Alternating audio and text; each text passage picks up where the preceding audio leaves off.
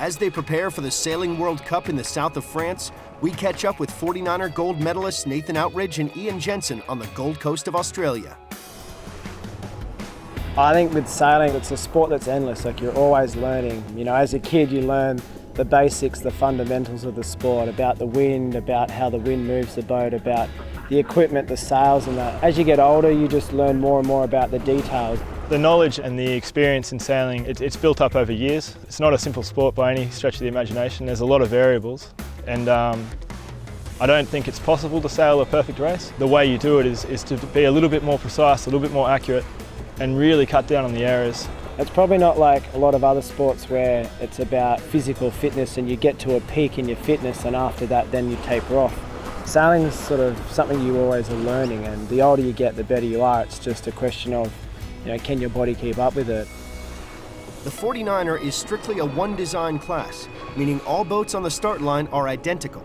This puts the responsibility during racing wholly in the hands of the sailors on board. You buy the boat, you buy all the components from the same supplier, the same manufacturer, and you've got to work out how to make it go fast. And say, for example, if we're going to go out and do some tuning today or before the start of any regatta, you've got to spend at least an hour on the shore just measuring all your rig settings. You're measuring how much the bottom of the mast is bending. You've got a tension gauge that measures the tension on all the wires. And you know, the reason why we spend weeks and weeks in tuning camps is to get that precision. Lucky for me, that's Gooby's job.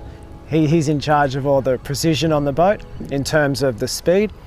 And my job, you know, as the skipper of the boat, is to just double check all that sort of stuff. But when it comes to racing against other boats, you know, my job is to basically be precise on picking the wind shifts, tacking in the right spot relative to the other boats, because, you know, there's no point going fast and going the wrong way. So, you know, we like to talk about as if Gooby's job's to make the boat go fast and my job's to make it go the right way. If both of us get it right, you know, we're on fire, but if one of us don't get it right, yeah, it's all over. A typical 49er race course consists of both upwind and downwind legs.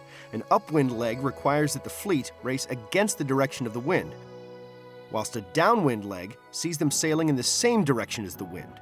As the correlation between the boat and the wind is altered, sailors must use their substantial knowledge to maximize the boat's performance. Most of the control is done in the mainsail. It's a bigger sail, so upwind, Goobs will trim the main. He controls the Vang and the Cunningham to control the power of the sail. The jib is, you know, operated by the skipper, which is different to most boats, so I actually control the steering and trimming of the jib. When you're going upwind, you can't just aim straight to the top mark. If you do that, the sails just flap and the boat doesn't go. So what we end up doing is sailing roughly 45 degrees from the wind. So upwind, you're sort of tacking through 90 degrees, so 45 from the wind. The whole goal, if you forget the other boats, is shortest distance as fast as you can. Once you get to the top, you'll turn the boat downwind. You'll ease the control lines in the sail, and that makes the mainsail a lot deeper, give you more power. Then you set the kite, which is attached to the spinnaker pole. It's this big, colourful sail at the front of our boats. It's a bit different to the main and jib because it's a lot deeper in shape. And the depth in the sail is there to really drag you downwind. You can't use it upwind because it's too powerful. You won't be able to point anywhere near the breeze. Downwind, Goobs will trim the spinnaker and I'll trim the main and the jib and drive. And you're actually just trying to sail as fast and as high as you can.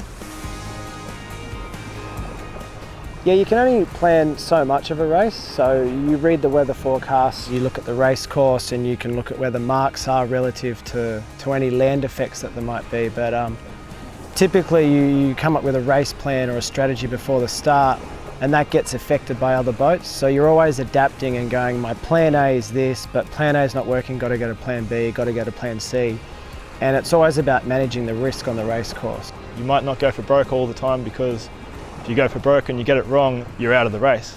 Whereas if you just hedge a little bit and take the small gains, I think that's the way you put together a good regatta.